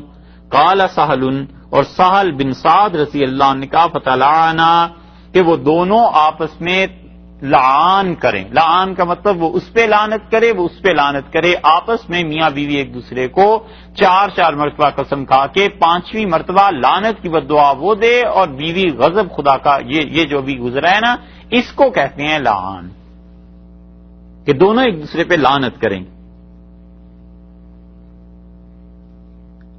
اور سہل رضی اللہ عنہ کہتے ہیں میں اس وقت لوگوں میں بیٹھا ہوا تھا رسول اللہ صلی اللہ علیہ وسلم کے پاس، اور نبی کریم صلی اللہ علیہ وسلم نے فرمایا ہاں نہیں یہ عاصم کی بات نہیں تھی، بلکہ رسول اللہ صلی اللہ علیہ وسلم قد انزل اللہ فیکا، اویمر تیرے بارے میں اللہ نے یہ بات نازل کر دی ہے، جاؤ اور اپنی بیوی کو لے آؤ. اس سے پتہ چلتا ہے کہ یہ مسئلہ خود حضرت اویمر رضی اللہ عنہ کے ساتھ پیش آ گیا تھا. سہل کہتے ہیں فتلعنا، اویمر اور ان کی اہلیہ کھڑے ہوئے اور انہوں نے ایک دوسرے کے لیے لعنت کے لفظ بولے، جبکہ میں رسول اللہ صلی اللہ علیہ وسلم کے پاس تھا. اور جب وہ دونوں فارغ ہو گئے اپنے اپنے جملے کہنے سے تو اویمر نے کہا کذبت علیہا یا رسول اللہ ان امسکتها، اللہ کے رسول اس بات کے بعد بھی اگر میں اس عورت کو اپنی بیوی بنا کے رکھتا ہوں تو پھر تو میں نے جھوٹ بولا. یعنی میں نے جب کہا ہے، قسم کھا لی ہے کہ میں نے اس حال میں دیکھا ہے، اب بھی میں اس کو بیوی بنا لوں، تو اس کا مطلب یہ ہوا کہ میری شہادتیں جھوٹی تھیں. فطلقها ثلاثا، تو انہوں نے 3 مرتبہ طلاق دی. قبل ان یامرہ رسول اللہ صلی اللہ علیہ وسلم، قبل اس کے کہ رسول اللہ صلی اللہ علیہ وسلم اویمر کو حکم دیتے طلاق دینے کا، اس نے 3 طلاقیں دے دیں اور نبی کریم صلی اللہ علیہ وسلم نے اسے مان لیا. ابن شہاب زہری رحمۃ اللہ علیہ نے کہا کہ یہ سنت، یعنی یہ طریقہ ہے ہر اس شوہر اور بیوی کے لیے جو بھی ایک دوسرے پر تہمت اور الزام لگائیں گے. اسے کہتے ہیں طلعان، اور اسے کہتے ہیں کہ ایک دوسرے پر لعنت کے لفظ بولنا، لعان کرنا، شوہر کا بیوی کے لیے اور بیوی کا شوہر کے لیے. اور یہ جو آخری حرف آئے ہیں نا کہ انہوں نے رسول اللہ صلی اللہ علیہ وسلم کچھ کہے بغیر 3 طلاقیں دے دی، یہ بہت بڑی دلیل ہے حنفی فقہا کی کہ وہ کہتے ہیں جب لعان ہو جائے میاں اور بیوی کے درمیان اور 5 مرتبہ وہ اور 5 مرتبہ یہ کہہ دے تو وہ کبھی بھی شوہر اور بیوی نہیں رہ سکتے. قاضی کو چاہیے کہ ان کے درمیان تفریق کرائے. یہ 3 طلاق سے بھی زیادہ بڑی صورت ہے. 3 طلاق میں تو پھر ہے نا کہ اس کی شادی کہیں اور ہو جائے اور پھر وہ لوٹ آئے اپنے پہلے شوہر کے پاس، یہ کبھی بھی جمع نہیں ہو سکتے، کبھی بھی آپس میں میاں بیوی بن کے اب نہیں رہ سکتے. لیکن ان کو الگ الگ کون کرے گا؟ امام شافعی رحمۃ اللہ علیہ کہتے ہیں جب انہوں نے ایک دوسرے پہ لعان کیا خود ہی الگ ہو گئے. ہم کہتے ہیں یہ جو آیا ہے نا کہ رسول اللہ صلی اللہ علیہ وسلم کے کہنے سے پہلے ہی انہوں نے 3 طلاقیں دے دی، تو اس کا مطلب ہے کہ یا تو وہ پھر شوہر طلاق دے یا قاضی اس وقت کا ان دونوں کو الگ الگ کر دے، حکم دے دے. تو قاضی کا حکم دینا بھی طلاق کے قائم مقام سمجھا جائے گا. یہ ہمیشہ ہمیشہ کے لیے میاں بیوی کا معاملہ ختم ہو. ابو داؤد میں یہی روایت آئی ہے. اس روایت کو دیکھیں، اس میں زیادہ وضاحت. آمش کہتے ہیں کہ میں نے ابراہیم رحمۃ اللہ علیہ سے سنا، ان سے مراد ابراہیم نخعی ہیں، اور وہ کہتے ہیں میں نے علقمہ سے سنا اور انہوں نے عبداللہ سے سنا. جب علقمہ کے بعد عبداللہ آتے ہیں نا کہیں بھی حدیث میں، تو اس سے مراد عبداللہ ابن مسعود رضی اللہ عنہ ہوتے ہیں. 4 عبداللہ تھے رسول اللہ صلی اللہ علیہ وسلم کے زمانے میں اور چاروں ٹاپ کے تھے. ایک عبداللہ ابن عمر تھے، اور یہ جتنے مالکی فقہا ہیں نا ان کی ساری فقہ عبداللہ ابن عمر رضی اللہ عنہ پہ ملتی ہے جا کے عام طور پہ، کیونکہ وہ اہل مدینہ میں سے تھے تو مدینہ منورہ میں ان کا فتویٰ چلتا تھا۔ دوسرے عبداللہ ابن عباس تھے مکہ مکرمہ کے، اور امام شافعی رحمۃ اللہ علیہ بھی مکہ مکرمہ میں ہی پیدا ہوئے تھے، وہ مکی تھے بنیادی طور پہ، اور امام شافعی رحمۃ اللہ علیہ قریشی بھی تھے، تو اس لیے شافعی فقہ عبداللہ ابن عباس رضی اللہ عنہ آپ جا ملتی۔ تیسرے عبداللہ یہ تھے عبداللہ بن عمر بن العاص، بڑے فقیہ تھے، مجتہد تھے اپنے زمانے کے، اچھے مفتیوں میں سے تھے۔ اور چوتھے عبداللہ ابن مسعود رضی اللہ عنہ تھے کوفہ کے، اور عبداللہ ابن مسعود رضی اللہ عنہ پہ جا کے ساری حنفی فقہ مل جاتی ہے۔ یہ عام طور پہ لکھا ہوتا ہے عبادلہ اربع، یعنی 4 عبداللوں نے یہ کہا ہے، اگر عام فہم محاورے میں ترجمہ کریں، لیکن اس لیے اس جملے کو کہا ہے کہ عام لوگ ایسے ہی کہتے ہیں، لیکن کہنا نہیں چاہیے کیونکہ لفظ اللہ ہے نا، تو اس کی وجہ سے۔ اور عرب کہتے ہیں اربع، عبادلہ اربع، اہل علم بھی استعمال کرتے ہیں فارسی کا محاورہ عبادلہ اربع، یعنی 4 عبداللہ جمع ہو گئے، انہوں نے یہ فتویٰ دیا ہے۔ تو علقمہ جب آتے ہیں اس کے بعد کہیں حدیث میں عبداللہ آ جائے تو سمجھ جانا چاہیے کہ اس سے مراد ابن مسعود رضی اللہ عنہ ہے، کیونکہ علقمہ رحمۃ اللہ علیہ جو تھے یہ شاگردی ان کے تھے۔ عبداللہ ابن مسعود رضی اللہ عنہ سے پہلے یہ حدیث کی روایت یہ جو آئی ہے نا ابو داؤد میں کہ ابراہیم بولے، یہ ابراہیم نخعی رحمۃ اللہ علیہ دادا ہیں امام ابو حنیفہ رحمۃ اللہ علیہ کے استاد شاگرد ہونے کے اعتبار سے۔ امام ابو حنیفہ رحمۃ اللہ علیہ کے استاد ہیں حماد، اور حماد کے استاد یہ ابراہیم نخعی ہیں۔ تو اس لیے یہ جتنے لوگ کہتے ہیں نا حنفیوں کو حدیث سے کوئی تعلق نہیں اور حنفیوں کے یہاں حدیث نہیں ہوتی، عجیب بات ہے، امام ابو حنیفہ رحمۃ اللہ سے ایسی ناراضگی اور ان کے اساتذہ سے ایسی رضامندی۔ ابراہیم نخعی رحمۃ اللہ علیہ کی روایت کہاں سے نکالے؟ ابراہیم نخعی رحمۃ اللہ علیہ نے سنا ہے علقمہ سے، اور علقمہ اور اسود یہ دونوں شاگرد ہیں عبداللہ ابن مسعود رضی اللہ عنہ کے۔ اس حدیث میں عبداللہ رضی اللہ عنہ کے شاگرد علقمہ کا بیان ہے کہ عبداللہ ابن مسعود رضی اللہ عنہ نے کہا ہم جمعے کی رات کو ایک دن مسجد میں تھے اور ایک آدمی آیا انصار میں سے مسجد میں، اور اس نے آ کے مسئلہ پوچھا، اور اس نے کہا کہ اگر کوئی شوہر یہ دیکھے اس کی عورت کے ساتھ کوئی اور ہے، اور اگر فتکلم بہی، اور اگر وہ کہے کہ اس کی بیوی ایسی بدکار ہے جلت تو منہ تو تم تو اسے 100 درے لگاؤ گے، کیونکہ اکیلا ہی کہہ رہا ہے نا، 3 گواہ تو ہیں نہیں، اور سمجھے آیا خیال شریف میں، پھر تو تم اسے مارو گے۔ او قتل تو منہ، اور اگر وہ غیرت میں اپنی بیوی کو مار دے تو تم اسے قتل کرو گے۔ فَإِن سَكَتَ عَلَى غَيْظٍ، اور اگر وہ چپ رہے تو پھر وہ اپنے جی میں جل کے مرتا رہے، کرے کیا؟ ساری صورتیں اس نے بیان کر دی۔ اس نے کہا اگر تہمت لگاتا ہے، سچ بولتا ہے، 3 گواہ کہاں سے لائے جا کے، تو تم اسے نہیں چھوڑتے، اور اگر غیرت میں قتل کر دے تو اس کا قصاص قتل۔ اس لیے یہ اچھی طرح خیال کرنا چاہیے، ہمارے ہاں غیرت کے نام پہ جو قتل ہوتے ہیں نا، اسلام نے اس کی اجازت نہیں دی۔ اسلام ایک الگ چیز ہے اور لوگوں کے اپنے کلچر ایک الگ چیز ہے۔ لوگ چاہتے ہیں کہ اپنے کلچر کو اسلام شو کریں، اور یہ ظلم ہے۔ غیرت آ گئی اور بیوی کو اس حال میں دیکھا قتل کر دیا، بیٹی کو قتل کر دیا۔ فقہا نے لکھا ہے، حنفی فقہا نے، وہ کہتے ہیں خدا نے سیدھا سادہ قانون بنایا ہے، تمہاری غیرت کا کیا اعتبار ہے، قتل کے عوض میں قتل کیا جائے۔ کوئی گنجائش نہیں ہے کہ کوئی آدمی کوئی باپ اپنی بیٹی کو اس حال میں پائے، اور کوئی مرد اپنی بیوی کو اس حال میں شوہر پائے، اور بھائی اپنی بہن کو اس حال میں پائے اور اٹھ کے اسے جا کر قتل کر دے۔ یہ کس شریعت نے کہا ہے بھائی؟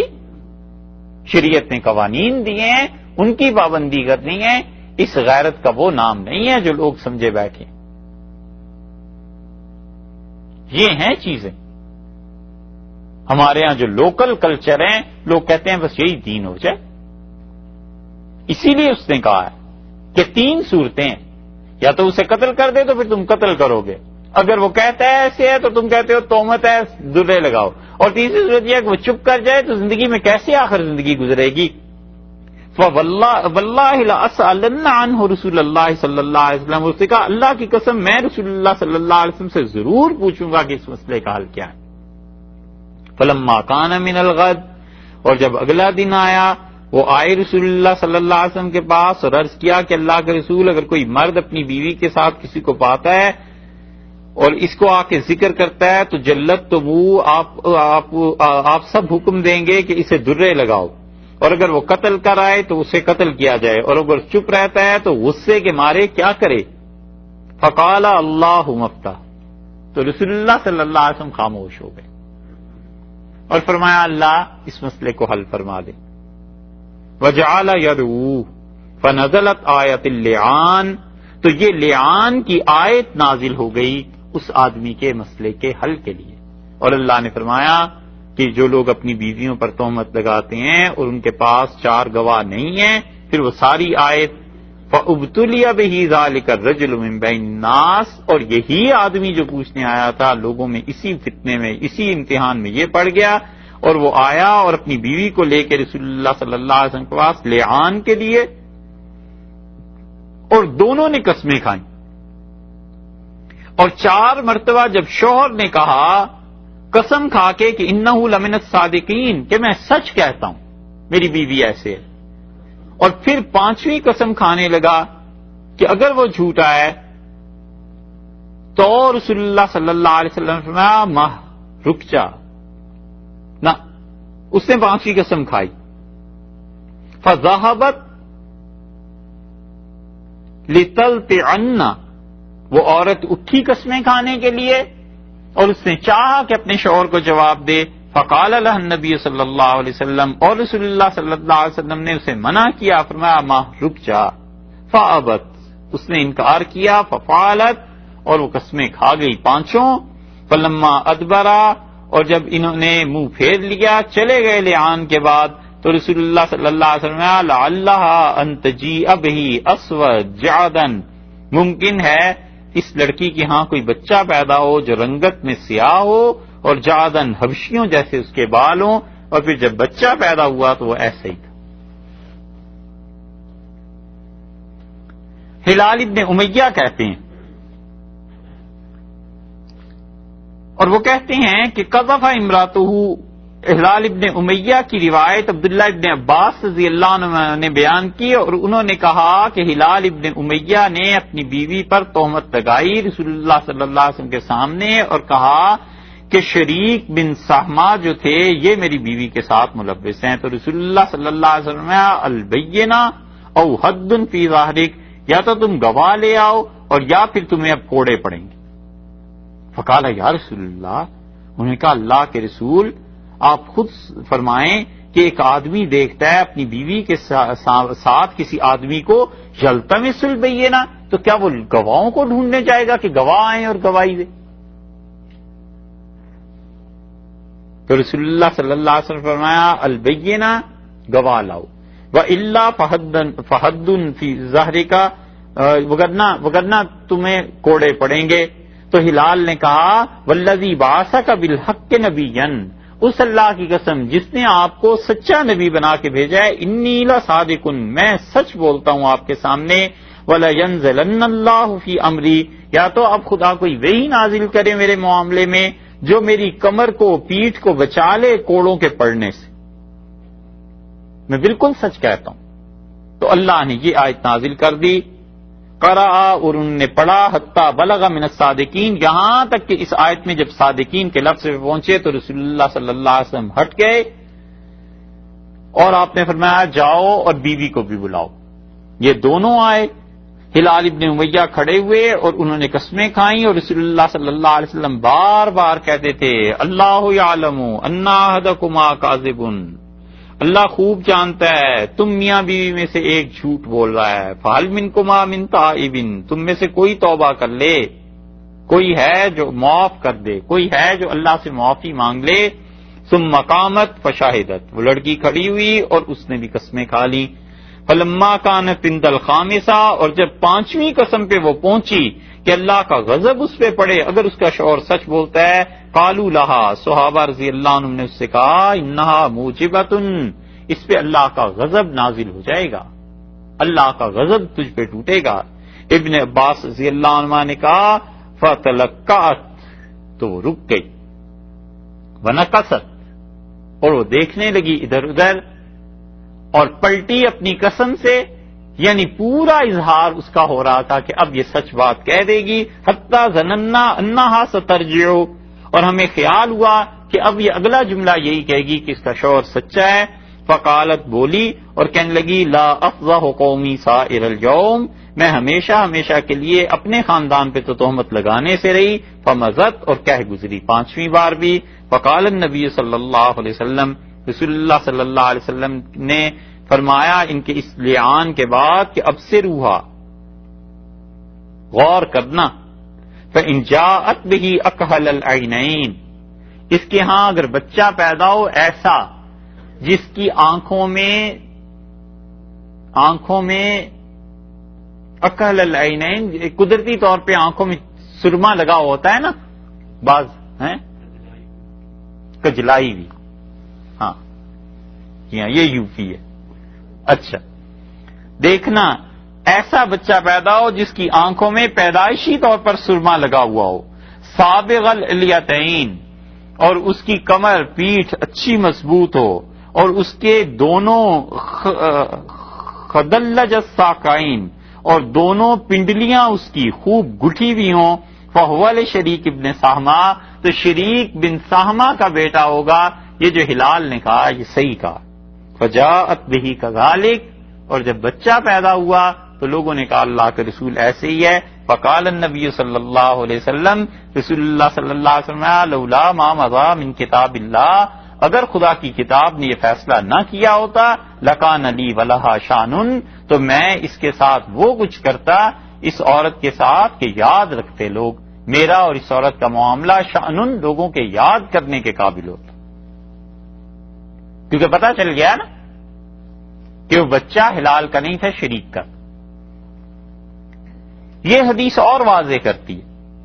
حضرت عبداللہ ابن عباس رضی اللہ عنہ کہتے ہیں یہ ساری روایات ابو داؤد کی، وہ کہتے ہیں ہلال ابن امیہ آئے، اور ہلال ابن امیہ احد الثلاثۃ الذین تاب اللہ علیہم، یہ اتنے بڑے صحابی رضی اللہ عنہ تھے کہ یہ ان 3 لوگوں میں سے ہیں جن کی توبہ اللہ نے قبول کر لی۔ یہ کون سی توبہ ہے؟ پچھلے برس آیا تھا اس کا ذکر۔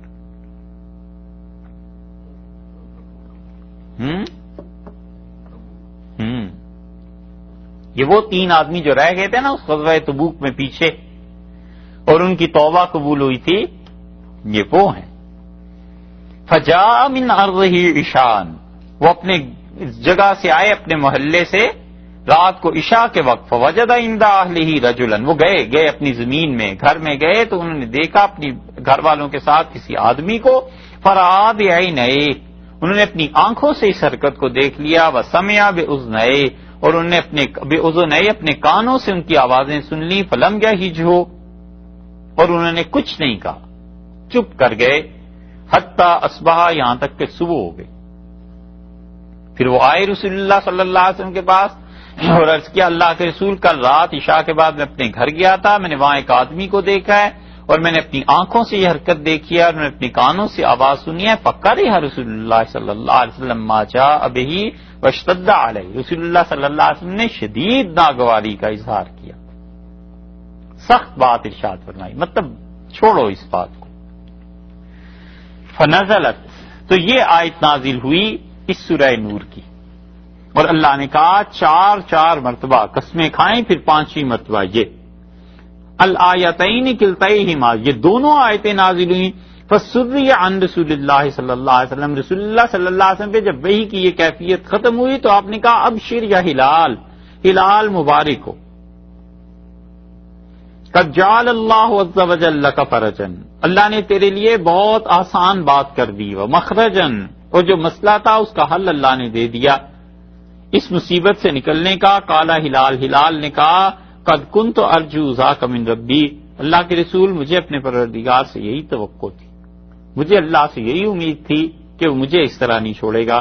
تو رسول اللہ صلی اللہ علیہ وسلم فرمایا ارسلوا الیہا، جاؤ بھیجو اس کی بیوی کے لیے کچھ لوگوں کو، وہ لے آئیں اسے، وہ آئیں فتلا بینہما رسول اللہ صلی اللہ علیہ وسلم، رسول اللہ صلی اللہ علیہ وسلم جنہیں آیات سنائیں، وذکرہما اور ان دونوں کو نصیحت کی، واخبرہما اور ان دونوں کو کہا کہ ان عذاب الآخرۃ اشد من عذاب الدنیا، دیکھو آخرت کا عذاب اس دنیا کے مقابلے میں بڑا سخت۔ مراد یہ تھی کہ ہلال اگر تم جھوٹ بول رہے ہو تو آخرت میں کیا بنے گا، اور اگر تم جھوٹی قسمیں کھاؤ گی تو تم آخرت میں کیا کرو گی، یہ دنیا کی نسبت آخرت بہت سخت ہے۔ اگر ہلال تم کہہ دو کہ میں نے جھوٹ بولا ہے تو پھر تم پہ حد جاری ہو جائے گی، اور اگر لڑکی مان جائے کہ اس نے واقعی ایسی حرکت کی ہے تو اس پہ حد جاری ہو جائے گی، کیونکہ وہ اپنے نفس پہ خود گواہ ہے۔ تو یہ دونوں کا کسی ایک پہ حد جاری ہو جانا یہ آخرت کے مقابلے میں تو بہت کم سزا ہے۔ تو ہلال نے کہا واللہ لقد صدقت علیہ، اللہ کی قسم میں اپنی بیوی کے بارے میں سچ کہتا ہوں۔ فقالت قد کذب، اس لڑکی نے کہا یہ جھوٹ بولتا ہے۔ رسول اللہ صلی اللہ علیہ وسلم لعنوا بینہما، ان دونوں کے درمیان لعان کرواؤ۔ لعان کا مطلب یہی جملے دہرانا۔ فقیل لہلال، ہلال رضی اللہ عنہ سے کہا گیا کہ آپ گواہی دیں۔ فشہد اربع شہادات باللہ، ہلال نے 4 مرتبہ یہ کہا قسم کھا کے کہ انہ لمن الصادقین، یہ سچے ہیں۔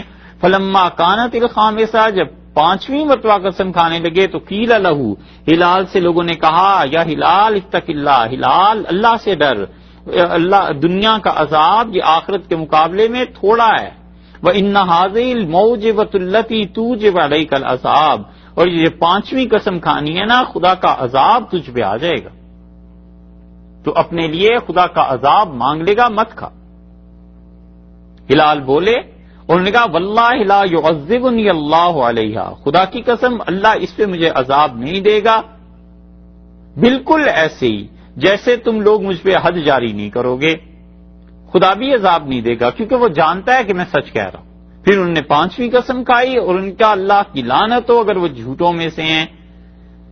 پھر اس لڑکی سے کہا گیا کہ تو اٹھ اور شہادتیں دے 4، اور اس نے 4 مرتبہ گواہی دی کہ وہ ہے اس کا شوہر جھوٹ بول رہا، اور جب 5ویں مرتبہ آئی تو اس سے کہا گیا کہ اتق اللہ، اللہ سے ڈر اور دیکھ دنیا کا عذاب کم ہے آخرت کے مقابلے میں، اور اگر یہ تم 5ویں قسم کھاؤ گی تو توجب علیک العذاب، اللہ کا عذاب تجھ پہ آ جائے گا۔ فلقأت ساعتاً، وہ جھجکی، رکی، پھر کہنے لگی کہ لا افصح قومی، میں اپنے خاندان کو رسوا نہیں کروں گی، اور 5ویں مرتبہ بھی قسم کھا گئی کہ اللہ کا غضب اس پہ ٹوٹے اگر اس کا شوہر سچا ہے۔ رسول اللہ صلی اللہ علیہ وسلم دونوں کے درمیان تفریق کرا دی اور یہ فیصلہ فرما دیا کہ اب جو بچہ پیدا ہوگا اس کا نام اس کے باپ کے ساتھ نہیں ہوگا، اور آپ نے فرمایا کہ اس بچے پر کوئی الزام نہیں لگانا، اس بچے کو بالکل ایسے نہ کہنا، اور آپ نے فرمایا ومن رماہا، اور اس عورت نے جب قسم کھا لی ہے، یہ ہے عزت، یہ ہے اسلام کا معاشرہ۔ آپ نے کہا جب اس لڑکی نے قسم کھا لی ہے، اتنی بڑی بات کر دی ہے، تو اب اس پہ کوئی تہمت نہ لگائے۔ اور دیکھو اگر کسی نے اس پہ اب تہمت لگائی کہ اس نے یہ کام کیا ہے، یا یہ کہ اس کے بچے کو کسی نے ایسے کہا کہ یہ بچہ صحیح نسب کا نہیں ہے، فعلیہ الحد، تو ہم اس پہ حد جاری کریں گے۔ اسی لیے کسی آدمی کو پتا نہیں ہے کہ یہ بچہ کون تھا، پوری تاریخ خالی ہے اس سے۔ صحابہ رضی اللہ عنہ میں ایک ایک آدمی کا نام آتا ہے، بحث آتی ہے کون کہاں گیا تھا، کس معاشرے میں، اس کو رسول اللہ صلی اللہ علیہ وسلم اس معاشرے میں کسی کے حوالے کر دیا کہ اس بچے کو پالو، کوئی نہیں کہتا کہ وہ بچہ کون تھا، کس کا بیٹا، کدھر گیا، کیا آخر زندگی، کوئی نہیں کہتا، اس لیے کہ وہ لوگ پردے ڈالنے والے تھے نا۔ وقضا، اور رسول اللہ صلی اللہ علیہ وسلم یہ بھی فیصلہ کیا کہ یہ لوگ ان کے علیحدگی ہو گئی، اور آپ نے فرمایا لا بیت لہا علیہ، اب ہلال کے ذمے یہ ضروری نہیں رہا کہ اپنی بیوی کو گھر بھی دے، اور نہ ہی اس کے ذمے اس کا خرچہ رہا ہے، ان دونوں کو الگ الگ کر دیا گیا بغیر طلاق دیے، یعنی یہ دونوں الگ ہو جائیں گے بغیر طلاق کے بھی، اور نہیں بلکہ ہاں رسول اللہ صلی اللہ علیہ وسلم فرمایا یہ دونوں الگ ہوئے ہیں بغیر طلاق کے، اور نہ ہی لڑکی اس لیے الگ ہوئی ہے شوہر سے کہ اس کے شوہر کا انتقال ہو گیا ہو، تو جب انتقال بھی نہیں ہوا، طلاق بھی نہیں ہوئی ہے، تو اب اس شوہر کے ذمے نہ اس کا گھر ہے نہ اس کے لیے خرچہ۔ اور آپ نے فرمایا کہ دیکھو اگر وہ بچہ پیدا ہو ایسا اور اس کی پنڈلیاں اس میں زیادہ گوشت نہ ہو تو یہ ہلال ہی کا بیٹا ہے، اور اگر وہ ایسا ہو کہ حبشیوں جیسا ہو اور اس کی پنڈلیوں میں زیادہ گوشت ہو اور اس کی پیٹھ کمر گوشت سے بھرپور ہو، فَهُوَ لِلَّذِي رُمِيَتْ بِهِ، تو یہ اسی کا بیٹا ہے جس کے متعلق ہلال نے کہا تھا۔ اور پھر جب بچہ پیدا ہوا تو پھر ایسا ہی تھا، رسول اللہ صلی اللہ علیہ وسلم نے فرمایا لولا الایمان، اگر یہ قسموں کا معاملہ نہ آ گیا ہوتا جو اللہ نے کہا ہے، لکان لی ولہا شانن، تو میں اس لڑکی کو ایسی سزا دیتا کہ لوگ یاد رکھتے۔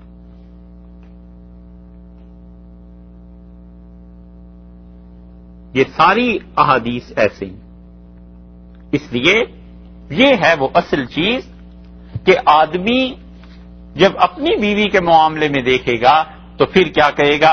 اب آسان ہو گئی بات، والذین یرمون ازواجہم، جو اپنی بیویوں پر تہمتیں لگاتے ہیں، ولم یکن لہم شہداء، اور ان کے پاس کوئی گواہ نہیں ہے، الا انفسہم، سوائے ان کی اپنی جان کے، فشہادت احدہم، تو وہ قسمیں کھائیں گے 4 مرتبہ کہ اربع شہادات باللہ، 4 مرتبہ کہ انہ لمن الصادقین، وہ سچ کہتا ہے، والخامسۃ، اور 5ویں مرتبہ قسم کھائے گا اور کہے گا ان لعنت اللہ علیہ، خدا کی لعنت اس پر پڑے، ان کان من الکاذبین، اگر یہ جھوٹ کہتا ہے، ویدرؤ عنہ العذاب، اور وہ اپنے آپ سے ہٹائے گی عذاب کو، یعنی اس حد کو جو زنا کی حد اس پہ جاری ہونی چاہیے تھی وہ اپنے آپ سے ہٹا دے گی۔ کس وقت؟ جب وہ خود قسمیں کھائے گی اور کہے گی 4 مرتبہ کہ شہادات باللہ، اللہ کے نام کے ساتھ، انہ لمن الکاذبین، کہ اس کا شوہر جھوٹا ہے، والخامسۃ ان غضب اللہ علیہا، اور 5ویں مرتبہ وہ یہ کہے گی کہ اللہ تعالی کا غضب اس پر ٹوٹے، ان کان من الصادقین، اگر یہ سچی، اگر یہ سچا ہے، یہ وہ قسمیں کھائیں گے اور یہ لعان ہو جائے گا۔ رسول اللہ صلی اللہ علیہ وسلم نے حدیث میں یہ آیا ہے کہ حضرت صلی اللہ علیہ وسلم نے جب یہ آیات پہلی پڑھی جن میں 4 کا ذکر ہے، کہ جن میں 4 گواہوں کا ذکر ہے کہ 4 گواہ ہونے چاہیے، بلکہ اس سے بھی پہلے دوسری آیت کہ بدکار مرد اور عورت ان دونوں کو 100 درے لگائے جائیں، تو اس سے سعد رضی اللہ عنہ نے رسول اللہ صلی اللہ علیہ وسلم سے عرض کیا کہ اللہ کے رسول، یہ اللہ نے آیت نازل کی ہے؟ تو آپ کو بڑا تعجب ہوا اور آپ نے کہا لوگوں دیکھو سعد کیا کہتے ہیں۔ سعد رضی اللہ عنہ کا اللہ کے رسول، میں اس پہ ایمان لاتا ہوں کہ اللہ ہی نے نازل کی ہے، لیکن کوئی آدمی اگر اپنی بیوی کے پاس کسی کو پائے گا تو کیا وہ 3 آدمی باہر سے تلاش کرنے کے لیے لائے گا کہ 4 گواہوں کو پورا کرے؟ اور ایک جگہ انہوں نے کہا اللہ کے رسول، کیا کوئی آدمی اپنی بیوی کی رانوں پہ کسی کو بیٹھے ہوئے دیکھے تو اسے قتل کرے گا یا باقی گواہ ڈھونڈے گا؟ رسول اللہ صلی اللہ علیہ وسلم سعد، جتنی تم میں غیرت ہے اس سے زیادہ مجھ میں ہے، اور جتنی مجھ میں غیرت ہے اللہ مجھ سے بھی زیادہ غیرت والا ہے۔ لوگوں نے معذرت کی اور ان کا اللہ کے رسول، سعد رضی اللہ عنہ اپنے قبیلے کے سردار ہیں اور یہ بڑی غیرت والا آدمی ہے، اس لیے ان کے منہ سے ایسی بات نکل گئی۔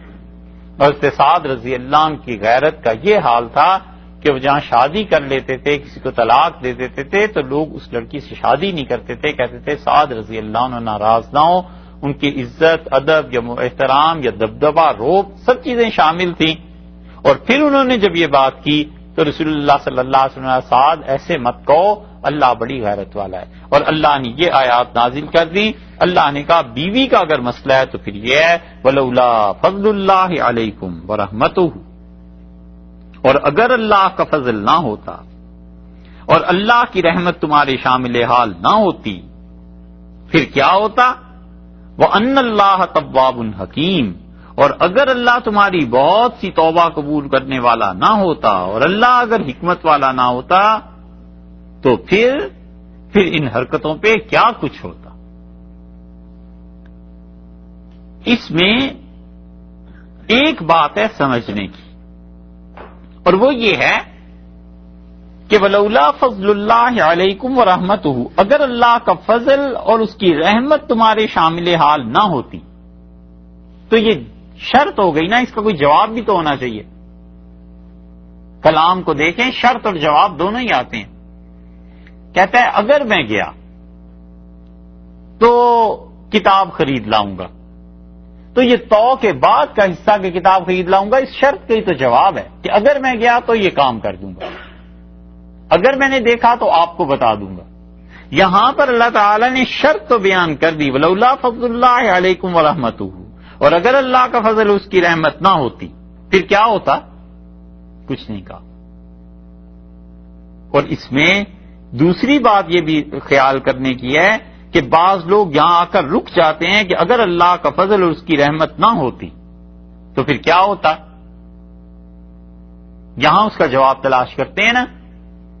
شاہ عبد القادر صاحب رحمۃ اللہ علیہ وغیرہ ایسے نہیں کرتے تھے، اور ہمارے اساتذہ جو تھے وہ کہتے تھے کہ ولولا فضل اللہ علیکم ورحمتہ، اور اگر اللہ کا فضل اور اس کی رحمت نہ ہوتی، وَأَنَّ اللَّهَ تَوَّابٌ حکیم، اور یہ کہ اللہ توبہ کو قبول کرنے والا ہے اور اللہ حکمتیں جانتا ہے، تو بہت برا ہوتا.